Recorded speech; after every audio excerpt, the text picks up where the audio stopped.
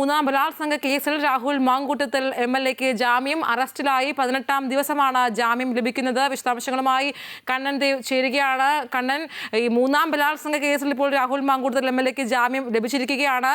കോടതി മറ്റെന്തൊക്കെ കാര്യങ്ങളാണ് പറഞ്ഞിരിക്കുന്നത്?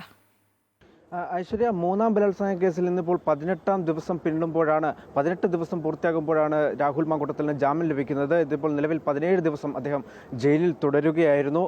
ഇന്നിപ്പോൾ പ്രധാനമായും കഴിഞ്ഞ ദിവസം 24-ാം തീയതി ഈ ജാമ്യ വിധി പറയാനിരിക്കെ പ്രതിഭാഗം നൽകിയ പ്രധാനപ്പെട്ട ഇരുവരും തമ്മിലുള്ള ശബ്ദ സന്ദേശമടക്കമാണ് ഇപ്പോൾ ഈ കേസിൽ ജാമ്യത്തിലേക്ക് നയിക്കുന്ന നിർണായകമായിട്ടുള്ള ഒരു കാര്യമായിട്ടുള്ളത്. അതാണ് പ്രധാനമായും ഈ കോടതി പരിഗണിച്ചിട്ടുള്ളത്.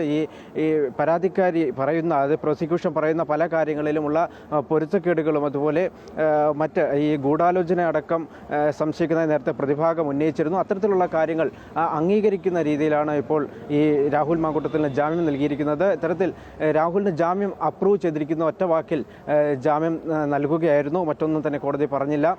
എന്തായാലും ഇന്നിപ്പോൾ രാഹുൽ മാങ്കൂട്ടത്തിനെ സംബന്ധിച്ച് ഇത് വലിയൊരു ആശ്വാസകരമായ വാർത്ത തന്നെയാണ് ഈ ജാമ്യം ലഭിച്ചിരിക്കുന്നത്. അതായത് നേരത്തെ ഈ ജാമ്യം ലഭിക്കുമോ എന്ന കാര്യത്തിലൊക്കെ വലിയ സംശയമുണ്ടായിരുന്നു. അത്തരത്തിൽ ഈ ഒന്നാം പരാതിക്കാരി ഉൾപ്പെടെ കോടതിയിൽ സത്യവാങ്മൂലം അടക്കം സമർപ്പിച്ചിരുന്നു. അതായത് ഈ ഇദ്ദേഹത്തിന് യാതൊരു കാരണവശാലും ജാമ്യം അനുവദിക്കരുത്, അത്തരത്തിൽ നൽകുന്നത് സമൂഹത്തിൽ ഒരു തെറ്റായ സന്ദേശം പ്രചരിക്കുമെന്നടക്കം.